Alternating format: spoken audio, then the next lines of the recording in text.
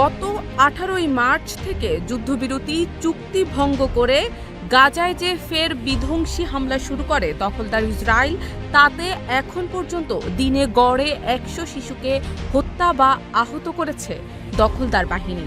জাতিসংঘের ফিলিস্তিন বিষয়ক ত্রাণ সংস্থা UNRW এর বরাতে এই তথ্য জানিয়েছে সংবাদ মাধ্যম আল জাজিরা।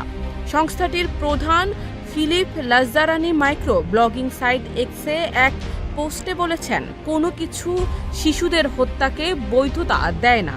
ইসরায়েল অবরুদ্ধ অঞ্চলটিকে শিশুদের জন্য নো ল্যান্ডে পরিণত করেছে। ছোট জীবন এমন যুদ্ধে সীমিত হচ্ছে যেটি শিশুরা তৈরি করেনি।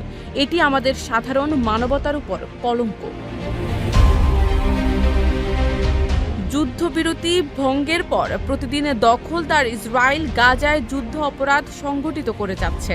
তারা কোনো দায় ছাড়াই স্কুল, আশ্রয়কেন্দ্র, তাঁবু, অস্থায়ী শরণার্থী ক্যাম্প এবং হাসপাতালে হামলা চালাচ্ছে।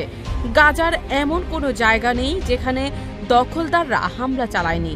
অবরুদ্ধ এই উপত্যকার প্রতিটি অঞ্চল ক্ষতিগ্রস্ত হয়েছে।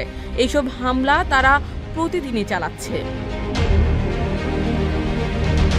গত শনিবার দখলদাররা গাজায় আরও 29 জনকে হত্যা করেছে।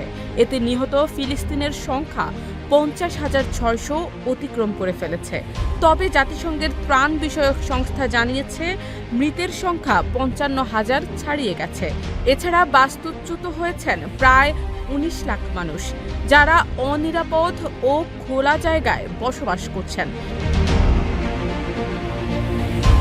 শারমিন নিশু, ঢাকা পোস্ট।